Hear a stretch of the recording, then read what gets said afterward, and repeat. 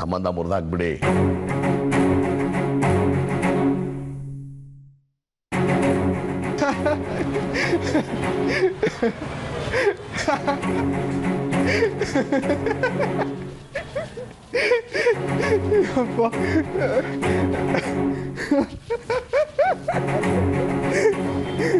ದೊಡ್ಡಬೇಡ್ವೋ, ನಾವು ತಮಾಷೆ ಮಾಡ್ತಿಲ್ಲ. ತಮಾಷೆ ಅಲ್ಲ ಮದು, ಜೋಕ್ ಆಫ್ ದಿ ಇಯರ್ ಅಂದ್ಕೋ. ಕಳ್ಳತ್ರ ಅಂತ ಎರಡೆರಡು ಗಂಡ ಅಂತ. ಬಾಯಿ ಮುಚ್ಕೊಂಡು ಕೂತ್ಕೊಳ್ಳೋ. ನನಗಿಲ್ ಜೀವ ಹೋಗ್ತಾ ಇದ್ರೆ ನಿನಗೆ ನಗುನ?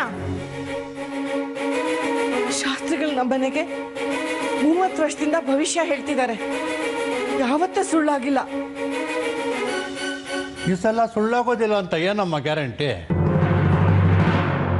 ಸುಮ್ಮನಿರಿ ಮಾವ, ನಿಮ್ ವಯಸ್ಸಿಗೆ ತಕ್ಕ ಹಾಗೆ ನಡ್ಕೊಳ್ಳಿ.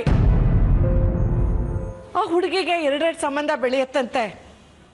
ಮೊದಲನೇ ಸಂಬಂಧ ಮಧ್ಯದಲ್ಲ ಮುರಿದೋಗುತ್ತಂತೆ, 2ನೇ ಸಂಬಂಧ ಶಾಶ್ವತವಾಗಿ ಉಳಿಯುತ್ತಂತೆ. ಈ ವಿಷಯ ಗೊತ್ತಾದ್ಮೇಲೆ ನಾ ಈ ಮದುವೆಗೆ ಹೇಗೆ ಒಪ್ಕೊಳ್ಳಿ?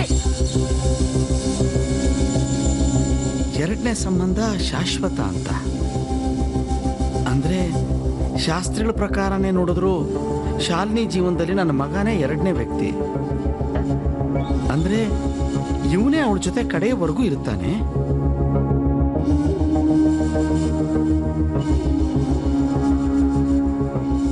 ಒಳ್ಳೇದೇ ಅಲ್ವಾ? ಹುಚ್ಚಿಡ್ದಿದ್ಯೇನ್ರಿ ನಿಮ್ಗೆ? ಏನ್ರಿ ಒಳ್ಳೇದು?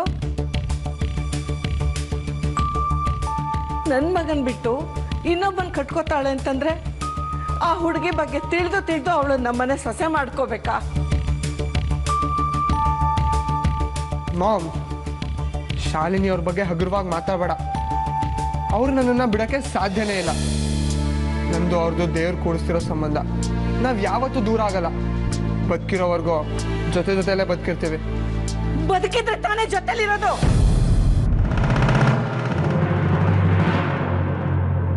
ಏನಮ್ಮ ಹೇಳ್ತಾ ಇದ್ಯಾ? ಯಾರಿಗೆ ತೊಂದರೆ ಇದೆ? ನಿನ್ಗೇನೆ. ಅವಳ ಜಾತಕದಲ್ಲಿ ಇಬ್ಬಿಬ್ಬರು ಗಂಡು ಬರ್ದಿರೋದ್ರಿಂದ ಮೊದಲನೇ ಗಂಡು ಅವಳ ಮಧ್ಯದಲ್ಲೇ ಬಿಟ್ಟು ಹೋಗ್ಬೋದಂತೆ, ಅಥವಾ ಆ ಹುಡುಗನ ಜೀವನೇ ಹೋಗ್ಬಿಡ್ಬೋದಂತೆ. ಅಂದಮೇಲೆ ಅವಳು ನನ್ನ ಮಗನ ಆಯಸ್ಸಂತ ಕಿತ್ಕೋತಿದ್ದಾಳೆ.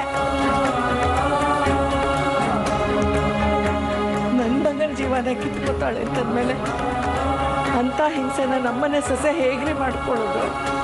ಹಾಗಾಗಕ್ಕೆ ಸಾಧ್ಯನೇ ಇಲ್ಲ ಶಾಂತಿ. ಯಾಕಂದ್ರೆ